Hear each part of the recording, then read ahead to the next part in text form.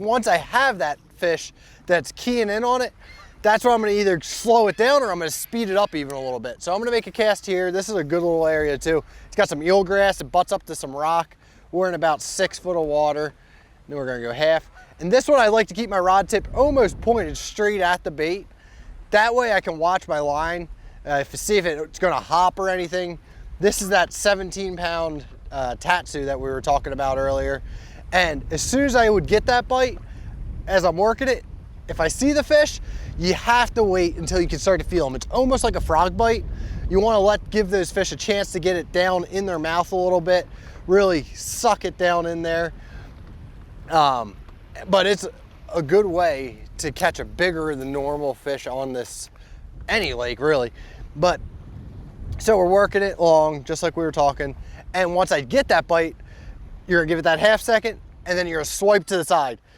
And you gotta make sure you pull hard. You're not like slack lining them, but a hard, steady pull, almost, I would say, like a Carolina rig bite. So you're waiting like a frog for when that fish comes up, takes it under, and then you're pulling hard to the side like a Carolina rig, and that's gonna swipe across and get those trebles to get them right in the corners of each mouth, and hopefully you can peg them that way, and that's what's gonna allow you to kind of reel those fish in, drag them on in, and you'll just kind of winch them. You wanna keep pressure on at all times. If you get him up close to the boat and he's not ready, or your partner's not ready with the net, that's where you're gonna start just walking. I wouldn't even bother just reeling them up anymore. Just start walking them, and just try to keep that fish moving where you're in control and they're not. An experience I had this earlier this spring was down at the, we got a seagull. This bait's so lifelike, you get seagulls coming after, you get everybody checking it out. We gotta wait for him to get out of here a little bit. But it's the same deal.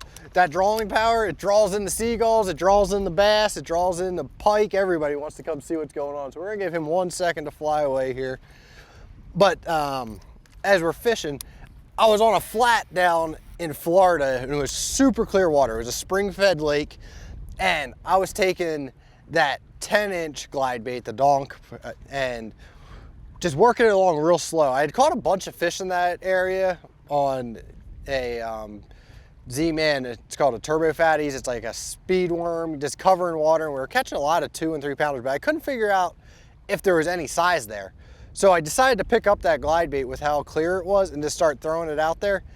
And immediately I had fish all over the place, coming over, checking it out, following it along. I almost called it just, it's like walking a fish. You're taking them for a walk. They're not interested in actually eating it, but their curiosity gets the best of them.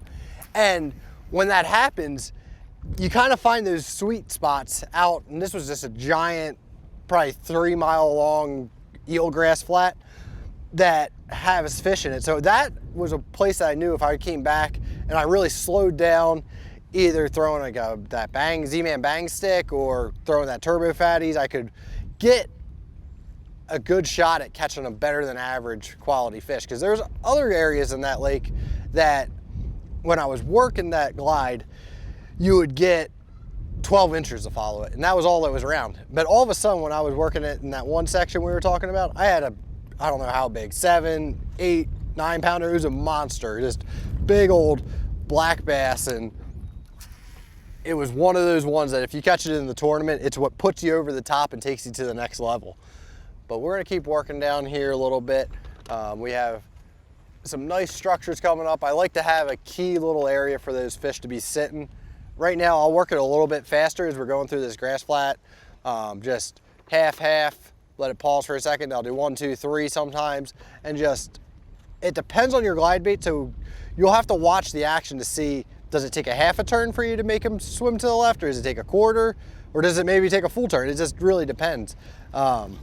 Each one's very different, and gear ratio of your reel, that'll also determine how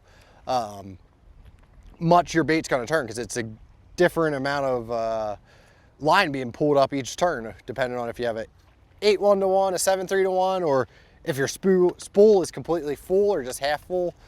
It all plays into the equation, so you just gotta constantly be thinking about it.